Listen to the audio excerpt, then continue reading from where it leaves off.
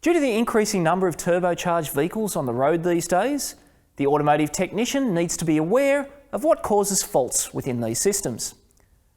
This diagnosis refers to OEM systems and may not apply to aftermarket turbocharging.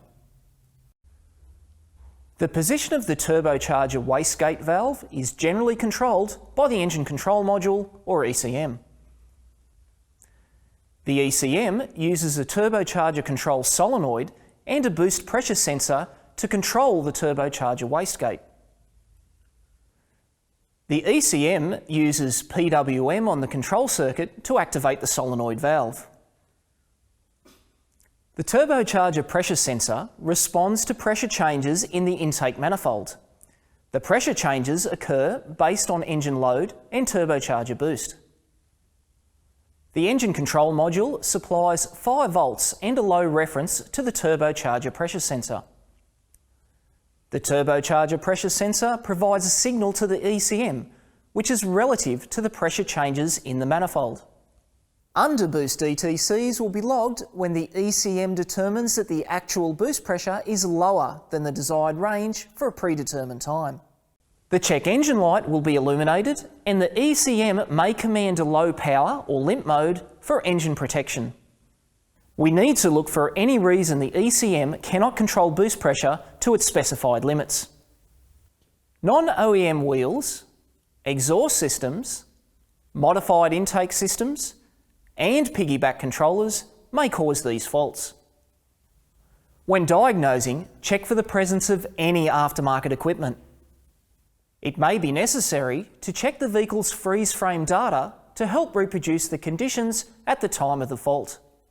With the engine running, hold the engine speed to around 2000 RPM. Command the turbocharger wastegate open, then closed. Observe the boost pressure sensor data and verify the sensor parameter changes with the scan tool commands. If the boost pressure data does not change in relation to scan tool commands, it will be necessary to perform a visual inspection of the system. Inspect the boost pressure sensor for damage, blockages, or a leaking seal. Check the harness connector for security. Inspect the intake system for any obstruction, split or collapsed hoses. Inspect the intercooler for leaks. On the turbocharger, check for seized or binding linkages, damaged or leaking vacuum and pressure hoses. Inspect the compressor wheel and housing for any damage. Pay close attention to the turbine shaft. If this is hard to rotate, boost pressure will be affected. If a shaft seizure or fault is found here, it will be necessary to check the engine oil pressure, supply and return. Inspect the exhaust system for any blockages downstream or leaks upstream from the turbine. Inspect the wastegate solenoid valve for leaks or damage. Inspect the mechanical operation of the solenoid valve. This can be done with a hand-operated vacuum pump and a scan tool. Apply vacuum to one side of the solenoid. The valve should hold vacuum until commanded with a scan tool.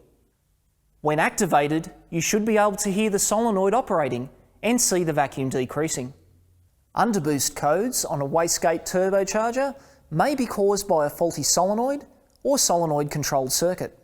We need to determine if the wastegate solenoid valve is receiving commands from the ECM before condemning this component.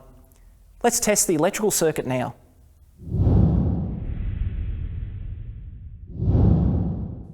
Turn on the ignition.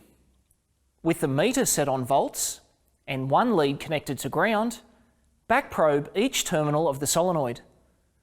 Battery voltage should be evident on each terminal. This indicates a correctly operating supply circuit and a voltage path through the solenoid. A short to ground on a wastegate turbocharger system may cause these codes. This ECM controls the wastegate control solenoid via pulse width modulation of the low side circuit. This test is best performed with an oscilloscope and scan tool used together. Back probe the low side terminal of the control solenoid with one channel of the scope. Using a scan tool, activate the wastegate control solenoid. You should see a square wave pattern that reflects the scan tool command. A steady battery voltage signal may indicate an open circuit or short to voltage on the low side path. If you don't have an oscilloscope, then this test may be carried out using a multimeter. With the meter set on duty cycle, connect 1 meter lead to battery positive and back probe the control solenoid low side circuit with the other.